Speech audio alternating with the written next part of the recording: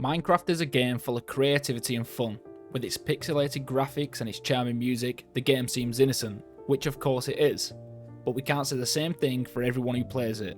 Here are 3 criminals that use Minecraft to engage in criminal activities.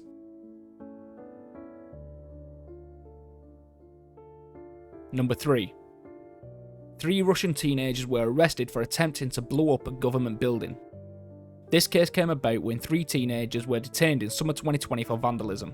They were handing out leaflets to people and put one of their leaflets on an FSB building.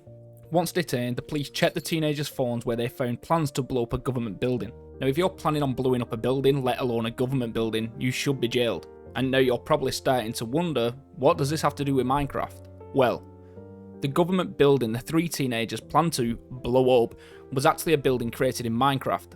Yep, it wasn't even a real building. The teenagers' plan were to create a building in Minecraft so themselves and other players could blow it up.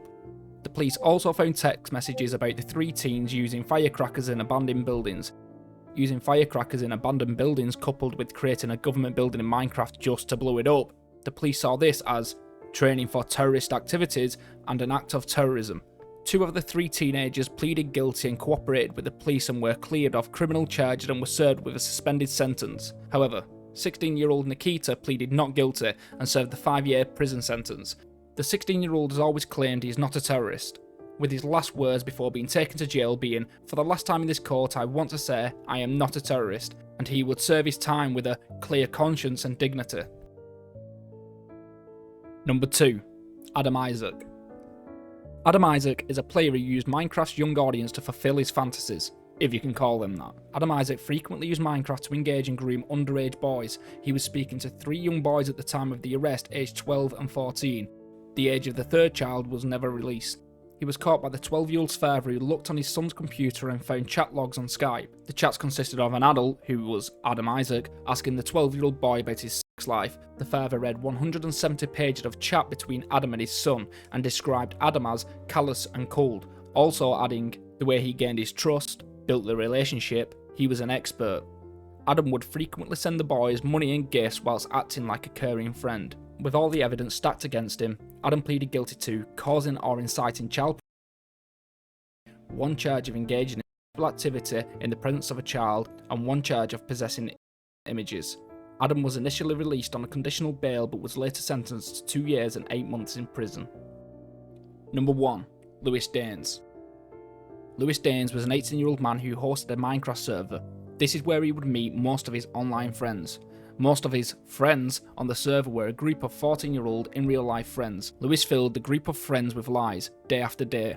He told them he works for the government, he has his own apartment in New York and was a millionaire. Now of course, anyone who was a little bit older would have just brushed this off as an idiot online trying to show off. But when you're 14, things are different.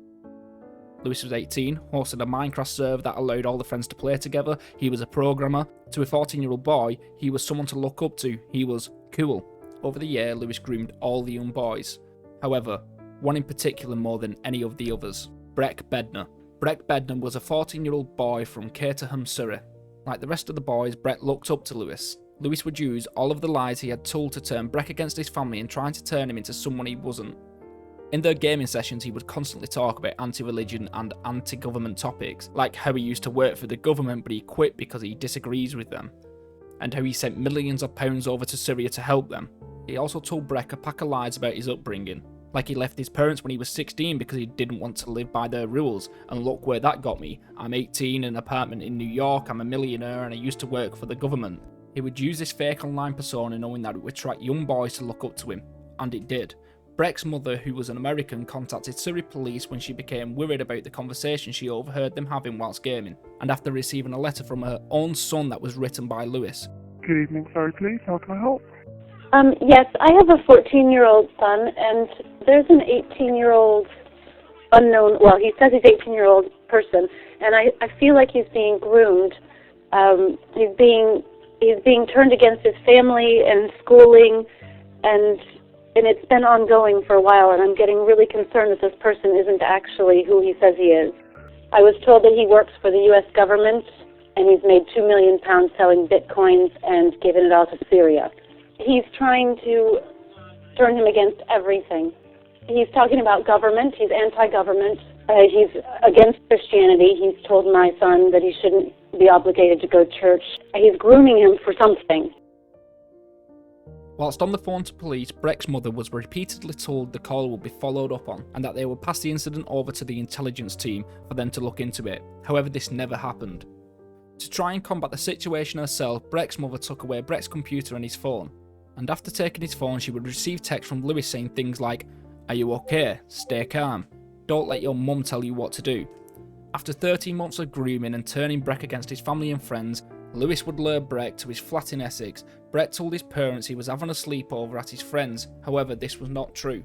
On the 16th of February 2014, Breck arrived at Lewis's flat where he would be attacked.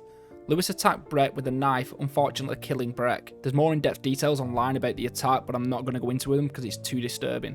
After the murder, Lewis picked up the phone and called 999 and said to the call handler, "Essex Police Emergency." Hi there. Okay. Hello. I need police and a forensics team to my address, please. What do you mean? What's happened? My friend and I got into an altercation, and I'm the only one who came out alive. Are you telling me you've killed somebody? Yes, I am.